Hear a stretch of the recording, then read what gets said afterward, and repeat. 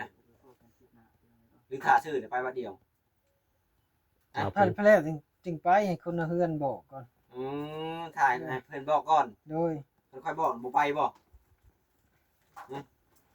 ไปน่าจะเป็นคนชื่อเจ้าบ่แอนเราสิเป็นคนชื่อให้บ่ไปบ่นำบ่แอน มีแต่ว่าถ่ายไปกับหมอเอ็นมาชงเนาะยังท่านบ่จะไปจังได๋ ยังท่านบ่อยากไปเป็นจังได๋คือว่าบ่อยากไปข้าหยังกลับมาบ่พระแล้วจึงไปถ่ายชื่อก่อนเนาะโดยสมมุติว่าชื่อแล้วเจ้าบ่ถูกใจเด้บัดนี้ถูกใจแล้วบ่คันชื่อเลยถึกหมดแล้วของ ถือเบิดบ่ได้ตีหยังบ่ติดอกเป็นคนที่แบบเรียบง่ายนะพี่น้องแม่นโดยดินบ่ติติเขาจะมีคนอยู่โดยปุ๊กให้แล้วอยู่ไปทุกที่ติบ่ไปทุกที่ดอกอย่าว่าปุ๊กให้แล้วไปนอนอยู่ป่าอีกคือบ่สิ่งนี้บ่คือบ่สิ่งนี้บ่คือบ่สิ่งนี้นอน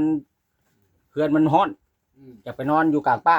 มันเย็นว่าเคยอยู่ป่าที่ชื่อนอนอยู่ประจักนอนป่าก็ได้นอนเฮือนก็ได้คันว่ามีเฮือนแล้วนี่ระหว่างนอนเฮือนกับนอนป่านี่ตัวได้คักนอนได้หมดได้คักเบิดมันสิบ่ซ้ำบ่สิ่งบ่ซะบัดนี้บ่ซ้ำดอกเนาะบ่ยังเรารู้จักบ่ได้คนน่ะสไตล์แม่น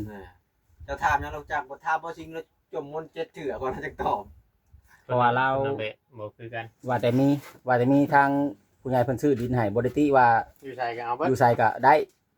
ขอเพียงแต่ว่าบ่สิ่งก็คือกันได้พี่น้องเอ้ยอยู่ใส่ก็เอาคือกันมันคนละแบบคนละสไตล์แม่นเพราะว่าเรานี่เป็นคนแบบขยัน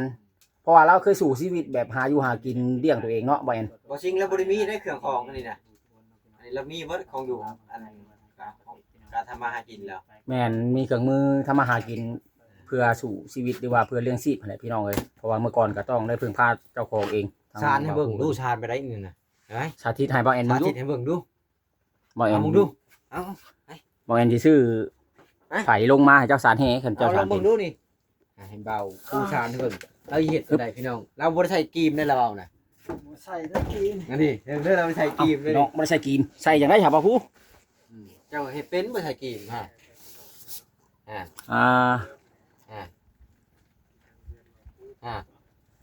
เอาไปมีเลยเลยตาไม่ช้ำกันบ่ใส่กีมบัดนี้น่ะช้ำกันจะเอาหยังวัดบัดนี้มือเนี่ยมันแม่นกะเอาแล้วนะเอานิ้วมือเอานิ้วสมมุติว่าจะเอาหัดนิ้วมือนิ้วใดก็เอานิ้วมือนิ้วนั่นนิ้วนี่เข้าคันเอานิ้วโป้ก็เอานิ้วโป้เข้าบ่จะมาเบิ่งเด้อบ่เวียงละศาสตร์นี่โธ่รุ่นบ่ใช่กีมบ่ใช่กีมอีกกูฮอดอันผู้เฒ่าบ้านข่อยสารแหผู้เฒ่าบ้านข่อยสารแหเพิ่นยังใช้กีมเนาะบ่เนาะสารแหนี่บ่เป็นเนาะเป็นหรือบ่เป็นจังเลยสารแหอันนี้เราจะได้ตาน้อยตาใหญ่แล้วเอานิ้วมือเขาเอาสารแหข่อยเด้อข่อยชื่อผายมาให้เด้อสารบ่เป็นเรายันบ่ถือสารมือใส่ป่าสารมองแล้วน่าสิเป็นอยู่สารแหแต่ว่าเราบ่เคยเฮ็ดอันเด้มันบ่มีอันแบบให้เบิ่งเคยฮู้อยู่บ่แหนะแห่บ่เคยฮู้บ่เคยฮู้เห็นแต่ข้าวสารอยู่เคยเห็นแต่ข้าวสารโอ้พี่น้องงอมได้ข่อยก็ดีบ่ได้ใส่กีมดิอยู่ไฟหลังพื้นหลังไฟก็อยู่แล้วแบบบ่หลังอยู่นอกพี่เนาะหลังอยู่พื้นพูดบ่ให้มันไล่ยุงบ่พอแล้วฮักเฮ็ดให้บ้านนี่ได้นี่พอแล้วฮักเฮ็ดให้บ้านนี่กลางมุงใหม่แล้วบัดนี้เนาะพอแล้วออกมาพอแล้วออกมาคุ้มอย่างมื้อนี้แล้วลายคนกว่าอย่าให้มาขึ้นเที่ยงหลายเพราะมันต่ำเลยพี่น้องมันหามันบ่ได้เนาะห้ามบ่ได้ดอกมันก็ย่อยแล้วเนาะมันเตี้ยๆนึงแต่เมื่อก่อนแฮงนอนนำบ่ผู้ผู้ใช่บ่พี่ช้างบ่มาแล้วก็คือว่าสมบูรณ์อยู่แต่ละตัวมันกินก่อยเด้มันก็กินกอยนำกันกับเจ้านี่บ่กินก้อยนำกันกับพระเจ้ากินพร้อมกันเลยได้รู้จักกินก่อยกินก่อยบ่แม่นสิว่ากินคนละเทื่อเด้บ่ยังเอ้ยกินพร้อมกันโลดมันน้อยบ่จักในแบ่งใครเอาให้มานี่ชาวบ้านบ่คือว่าพอคนเฮือนเอามาเลี้ยงเพิ่นเอามาป้าไว้ให้บ่าวผู้เลี้ยงเบิ่งชาญเด้อพี่น้องเด้อเบิ่งเอาพี่น้องการชาญของเพิ่นสุดยอดเก่งอะลีนี่ฮะความสามารถเฉพาะตัวพี่น้องห้ามลอกเลียนแบบบ่ได้ใส่กีนได้แม่นยังบัดนี้ยังน่ะหัดตามันเด้ว่าแทกตามันว่าแทกตากีน กีมนะนี่ฮะ ซ้ำกีมน้อยตาใหญ่ บ่เวียงก็เป็นประสาทเนี่ย บ่เป็น มีความสามารถเป็นในตัวเด้อคนเฮาอันนี้ นอกจากเฮ็ดอันนี้แล้วมีหยังแหน่ที่เจ้าเฮ็ดเป็นแหวนกแล้วบ่หรือว่ามีแต่แหวนกกับอันนี้ อันนี้บ่ ให้ แห้วน กกับอันนี้นะ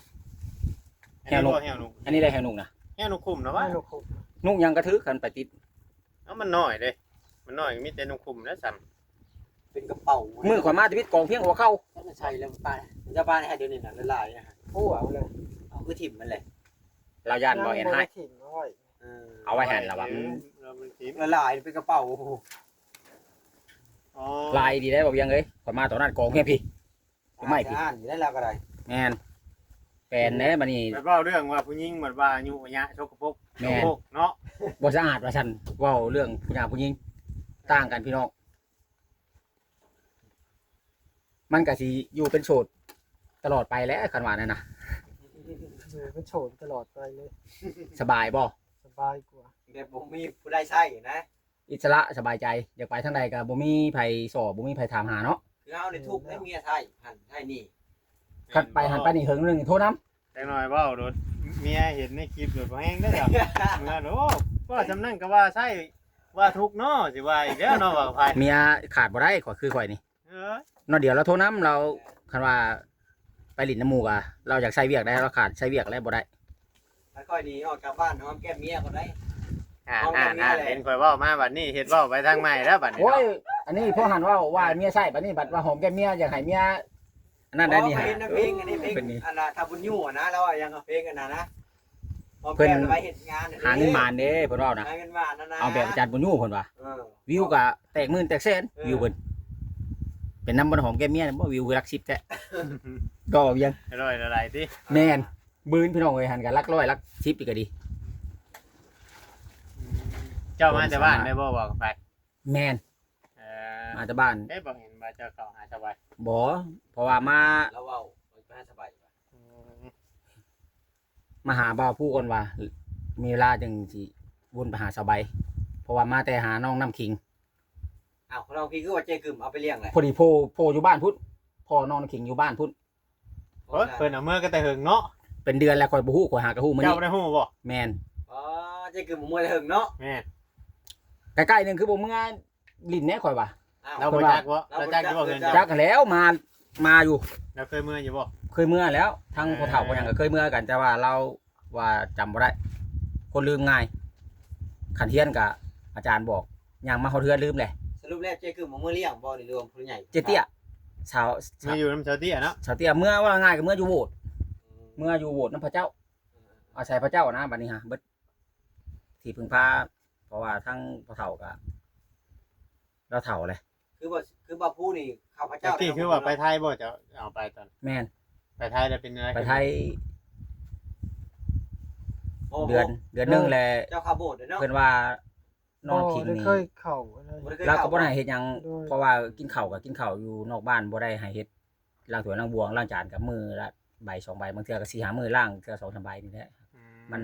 บอกบ่อยากทำความสะอาดบ่อยากว่าหลายแล้วว่าหลายแหละญาติว่าเฮาตีเพิ่นน่ะนะ เด็กน้อยเนาะ เราก็เกรงใจทั้งข่อยนี่แหละทั้งอ้ายฮักกัน แต่ว่าเราแพงได้ก็แพง เลยบัดนี้เลยเอามาส่ง แม่นเราไปเฮ็ดเวียกต่างจังหวัดเดี๋ยวนี้เราห้ามบ่ให้เอาขนมขึ้นไปกินที่บ่นอน ยันหมดขึ้นแล้วอะเราบอกตัวนี้แล้วกับให้ซักเสื้อผ้าเครื่องของใช้ตัวเองนะยันว่ามันบ่สะอาดในอื่นก็บ่ได้ให้ดอกเฮ็ดบ่ให้เฮ็ดหยังเวียกสบายอยู่ บ่ผู้ก็เคยเกี่ยวข้าวบ่ผู้ เคยเกี่ยวแต่เฮิงเลยเขาจ้าง คู่มื้อนี่เขาก็จ้างกันอยู่บ่ กูมื้อนี่เขาบ่ได้จ้างสั่นบ่ได้ไป เนาะเรามาอยู่ไกลเลยบ่มีฮอดทงให้ทงหน้าแถว มี นี้ แต่ไรอ้อยเนาะ มีแต่ปลาอ้อยยามตัดอ้อยเด้เขาจ้างอยู่บ่ ตัดอ้อยนะ แม่น บ่ได้ตัดนํเขา เป็นจังได๋นะ บ่มีผ้าบ่ มันเมื่อยโพด เมื่อยแล้วเฮ็ดเวียกเอาเงินสิบ่เมื่อยคันเมื่อยแล้วบ่เฮ็ดบ่เจ้านะบ่บ่าผู้ เมื่อยโพดแล้วบ่ได้เฮ็ดเจ็บหลังเจ็บเอว เจ็บหลังเจ็บแอว โอ้ยชีพเป็นอย่างคนขี้ข้านนี่แล้วบาทนี่ เช่นจังได๋ก็ว่าเจ็บหลังเจ็บแอวตัดอ้อยนี่เจ็บหลังเจ็บแอวนะ บ่ซ้ำดำหน้าแล้ววะ บ่ซ้ำนะบ่ซ้ำดำหน้ายังได้อยู่ไปเกี่ยวเขา ดำหน้าเกี่ยวข้าวได้ตัดอ้อยนี่บ่ได้เจ็บเอว โดย เอาเลยพี่น้อง ดำหน้าได้ เดี๋ยวเขาได้ เกี่ยวเขาได้บ่จุดแนว ตึกแฮได้บ่ ตึกแฮยังได้อยู่ เคยตึกอยู่บ่เฮ เคยว่านอยู่มันบ่ฝืนก็มี เอาลงเบิดตอนเลยเบิดเอาลงเป็นหลุมเลยเนาะ โดย พุ่มอีดอกปลากระโตบ่ได้ใหญ่ปานใด มันไปใส่มองใส่ปลานี่พายลุงตุงต้วยอันนี้ได้ไปบ่ พายธงนี่เลย เออ หาบบัดขามา เอาไปอย่างแฮงว่าจริงเด้เนาะ เอาไปอยู่เหมือนกัน บ่ เลย สิง เนาะ นั่นนึ่งๆเลยเฮียงกันข่อยยอมบ่ขึ้นถุงบ่สิงจักแม่นหยังบ่จัก จังหยังย่าน่ะเนาะ ได้อยู่20โลเฉพาะถุงนะบ่สิงมื้อน่ะข่อยยอมเบิ่งแน่ว่าปาดยอบ่ขึ้นจอยยังถุงนี้ข่อยว่า แต่ว่าเราทำเราจะตอบทุกคำเลยเนาะ แม่ แม่น ตอบทุกคำเราจริงก็ต้องคิดไปว่าพิจารณาเบิ่งคำนี่พอตอบบ่แล้วก็ว่านั่นอีกได้ บ่สิงนี่เครื่องมือทำมาหากินเรานี่บ่อยากมีเลยพี่น้องบ่อยากเห็นนะ มีเสียบยกนึง เอาหากินเองไล่ก็มีแต่กุจิรอกับงุ้มหอย หน่อไม้ ตอนนั้น หน่อไม้ก็บ่ได้กินได้บ่ แม่ ไม้บ่ได้ต้มกินเองนี่คือได้หน่อไม้ มีแต่หาไปขาย เอ แม่นหาไปขาย กับให้ก็จะต้มให้ เนี่ย ไอ้เราก็มีเราบ่ต้มเราไม่ได้ให้คนทำงานต้มแล้วอ่ะนักบ่ได้อยู่โรงงาน เนาะบ่าวผู้บัดหนึ่งเข่าวเฮ็ดกินเอง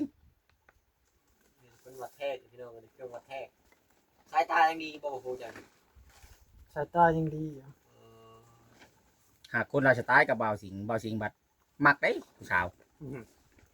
บ่าวผู้บัด ของผู้สาวอะครับ คันจะเอาอันมาแต่งเอาไปอยู่นำก็ บ่ไหว ยังบ่เอา ยังบ่เอาได้ว่าบ่ไปบ่เอาเลยนะเดี๋ยวนี้นะบ่าวสิงห์นี่หวายเจ้าว่าเรื่องผู้สาวยิ้มเปื่อยได้บ่าวสิงห์ หม้อต้มไข่หม้อห่อไข่จังนี่แล้วพวกไข่จังแล้วห่อแล้วเป็นระเบียบได้เหมือน ยังอยู่บ่ โอ้เราต้มหมี่แล้ว เรากินนี้มื้อเช้านี่ต้มจักฮ้อมีนะ ต้มจะห่อนะ ต้ม2ห่อ กินบ่ทันเบิดจงไปกินตอนเที่ยงอีก จงมากินตอนเที่ยง เบิดจะห่อแล้วหมี่นะ ประมาณ5ห่อเลย กินน้อยแท้ หลายมื้อเลยเนาะเปิดหาห่อหนึงแล้วต้ม2ห่อนี่เช้ากับเที่ยง แรงพร้อม ตอนแรงต้มอีกบ่ ตอนแรกยันต้ม คือบ่เปลืองแท้กินมีบัดกอยบัดหนึ่งมื้อหนึง3 4เทื่อ5เทื่อก็มี มันบ่ค่อยอยู่ท้องแล้วบ่อยู่ ก้อยบ่อยู่ท้อง มันบ่อิ่มเนาะ กินแบบเพื่อความอยู่รอดแต่ชื่อนะกินกอยนะ กินได้แล้ววะข่อยมามื้อน่ะกินรสแล้ววะบ่กล้าแล้วว่าจันเมา อืมมีเนี่ยเราบัดเราเมาก็นอนสลบเลย แล้วว่าบ่ จนตื่นขึ้นมาพุ่นแน่เราอ่ะ ผู้เฮ็ดกอยก็จักมันผ่านน้ำจากน้ำดิ เออ มันอยากกัน มั เล น ย ก็ เนาะ มีตัวเมาแน่บ่เมาแน่เนาะตัวใดมันจืดแห้งกับเมา เพราะว่าเราเอา บ่ มา เมา เหยียบอยู่เที่ยงบัดนี้น้ำมันอยู่เพราะมันบ่คือแซ่ว่าอยู่นองได้ แค่อยู่นองก็ขนาดน้ำนองน้อยนองแม่น้ำบ่ใหญ่ก็ยังอยากเมาเนาะบอกกันไปเนาะ แม่น น้ำบ่ออกเนาะ กำน้ำไหลผ่านเลยนี่มันสิจืดไว้เขาอ่ะ กอยคันว่ามันบ่จืดนี่เมาได้พี่น้องเอ้ย พ่อแม่เขาเห็นให้กินเนาะเฮ็ดคักเนาะ อยู่ ยังเมาเฉยจะขี้จะหากเอาอยู่ บางคน7-8คืนผู้ใดเพิ่นจึงกล้ากิน 4คืน บ่ผู้นี่จักเราแช่จะคืนบุจะคืนเจ้าแช่บ่ผู้ 3มื้อ 3มื้อนะแม่นเอาคืนเด้อแล้วมาตากแห้งเด้อบัด ตากแห้งเลย3มื้อ4มื้อ มันมาตากแห้งเด้อบัดเฮาสิไปเฮ็ดหนึ่งกินนี่ต้องแช่ประมาณจักเทื่อบัด บ่แช่บีบแล้วก็ตากแดดนี่ก็บ่ตากไว้นึ่งเลย บีบแล้วแต่ก็บ่ได้แช่ได้เอาตากแดดเอาได้แต่ก็มา1กิโลมันบ่เมาอย่าไปใส่มันบ่จืดยังดีแล้วข่อยว่าจังว่าเราบุญวาสนา หรือว่าเทวดาคุ้มครองอยู่แล้วเราบ่ได้เจ็บได้เป็น กินก่อยก็เมาอยู่เล็กน้อย เจ้าก็เจ็บอยู่บ่กระเพาะ บ่ได้ย่านเจ็บท้องเจ็บไส้อยู่ผู้เดียว บ่ได้เจ็บบ่ บ่ เป็นไข่บ่อยู่ผู้เดียวแบบนี้ก็ ลังมื้อก็เป็นมันหักเซาเอง ให้เอายาให้กิน บ่ บ่มียากินดิ บ่มีกินหักไม้ เป็นจน กิน เศร้า หาง เอ ไม้ ง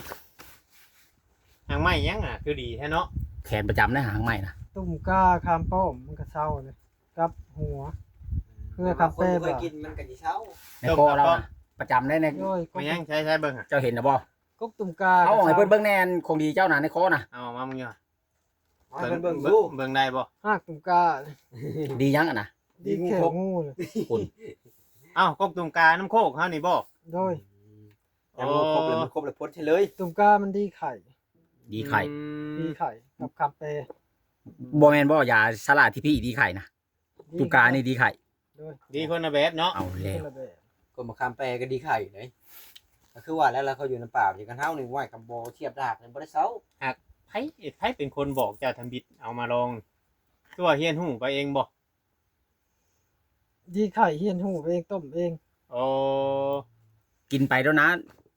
มันเป็นไข่จนเศร้าเอง มันเช่าเอง บ่มียากิน เราตัดเชือกแล้วเราก็ขึ้นมาซานพี่น้อง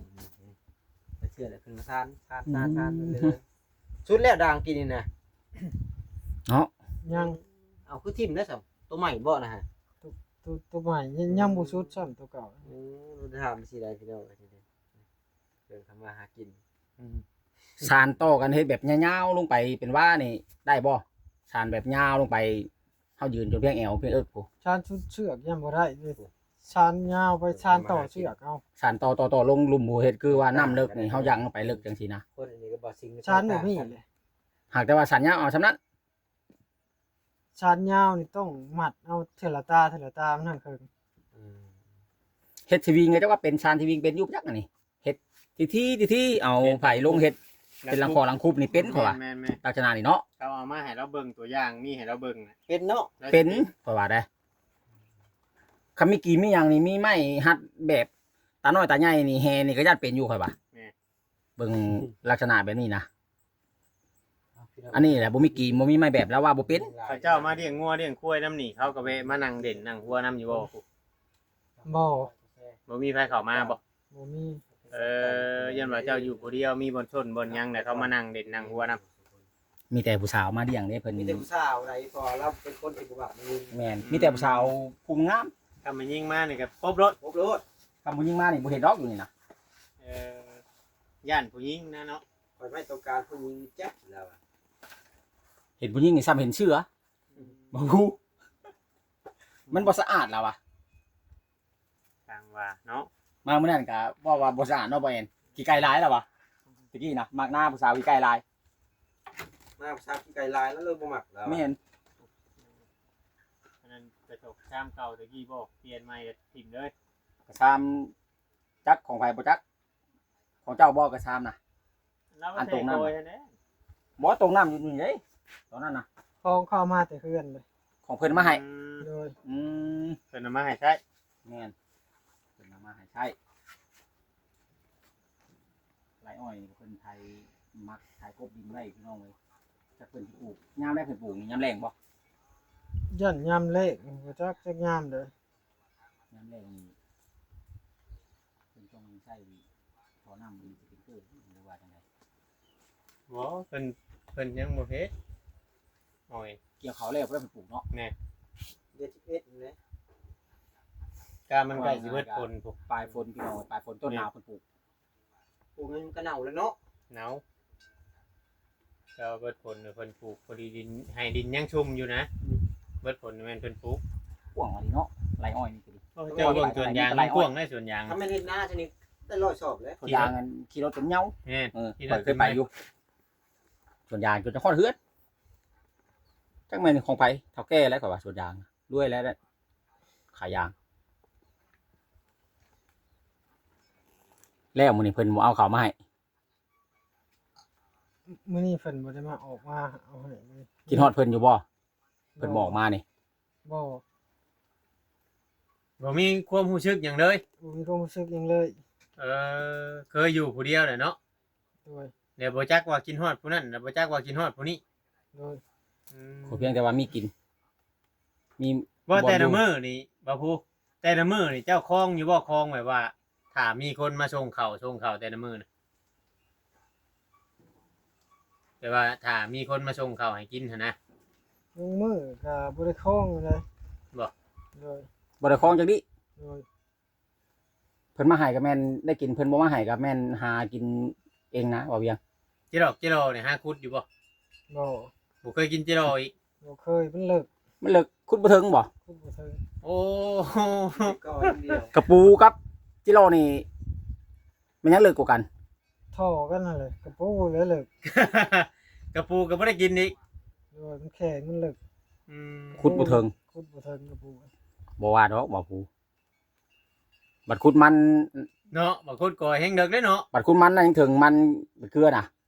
ยังเลิกแล้วน่ะไม่แอวพู แม่หากินคนละสไตล์นะ เออพี่น้องเอ้ยขุดจิโร่บ่ถึงมันเลิกยันเมื่อย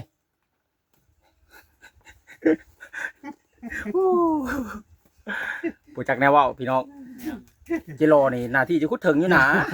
พูดจีดอมันเด็กแกพูดเบิ่งเนาะ เห็นคุดก่อยคุดมันเลย พูดก่อยขึ้นมันพูดตึง เออ ขุดมันเลิกเพียงแอวนี่ถึงขุดมัน โอ้เนาะ ก่อยยังมาตื่นอยู่เนาะ เออเนาะ หากินคนละแบบ สิไปบ่เบิ่งที่ดินบัดนี้หรือว่าเท่าเพิ่นบอกผู้จึงสิไป จนถ้าว่าไล่ที่ดินนะบ่ปูยังสิไป มือซื้อนะจังว่าต้องเอาไปเช่นเนาะ แม่ ต้องเอาไปเช่นชื่อเช่นหยังเด้มือชื่อนี่เจ้าเป็นอยู่บ่หนังสือน่ะ เป็นอยู่ เป็นอยู่เนาะเจ้าเฮียนฮ้อนห้องไร ผมก็หา เฮียนฮ้อนห้องก็ห้า โดย อ่านได้เขียนออกเบิดเนาะ อ่านได้เขียนได้ อืม บ่ได้เอาไกลแรงออกที่ โอ้ตัวภาษาบ่ได้เด้ ตัวภาษาบ่ได้ โอ้ตัวลาวเฮานี่ได้อยู่ตัวลาวตัวไทยนี่เนาะ ได้ตัวลาวตัวไทย อืม ตัวสาวได้ โดยคือว่าทำกันกับบ่ซิงเรื่องหนังสือเนาะ บ่จริงก็เป็นได้ บ่ซิงแล้วเป็นได้หนังสื แล้ว อ เป็นอ่านเป็นไม่ได้นะก็ได้ บ่าผู้นี่เขียนเป็นบ่ เขียนเป็นตัวลาว โอ้ยข่อยบ่มีปึ้มเนาะให้บ่ผู้เขียน เราเมืองบ่ โซขี่ไพ่นี่ ทดสอบบ่ มีอยู่หาบ่มีปึ้ม ทดสอบอันนั้นเริ่มดังขึ้นอีกเด้ถึงตามสังกะสีบอนเพิ่นตอก พี่น้องเนาะผมอยู่ว่าบ่คำรถเฮาน่ะ เด็ดเลย แดดเด้มีแต่สิอ้วยนะแต่ว่า ถูกพี่น้อง เบิ่งว่าผู้ชานเครื่องหาปูหาปลาหานกของเพิ่นเอาไว้น้องเนาะ เครื่องมือหา ใส่ กินแล้ว มือชานเลยแบบ ว่า ใส่ ปู กีบ เพิ่น เพิ่นได้ที่ดอก เครื่องมือหากินพี่น้องเอ้ยโต เพราะว่าจะ โอเคพี่น้องเอ้ยสำหรับคลิปนี้ก็ทางบ่าวของไทยก็บ่มีหยังพี่น้องเอ้ยขอบอกขอบใจนำพ่อแม่พี่น้องนำ FC เบิดสุขุสุขคนน่ะเด้อพี่น้องที่เข้ามาเบิ่งมาชมมาติดตามให้กำลังใจพี่น้องเอ้ยสังกะสีดังตึมๆอยู่ผิดพลาดประการใดก็ขอโทษขออภัยนำ FC เบิดสุขุสุขคนนั่นแหละที่เข้ามาเบิ่งมาชมเนาะสำหรับคลิปนี้ก็สิขอโจะคลิปไว้ก่อนผิดพลาดประการใดก็ขอโทษขออภัยอีกเทื่อนึงพี่น้องเอ้ยสำหรับคลิปนี้ทางบ่าวไทยสิขอตัวจบคลิปก่อนเด้อพี่น้องเอ้ยไว้พบกันใหม่ในคลิปหน้าสำหรับคลิปนี้ขอกล่าวคำว่าสบายดี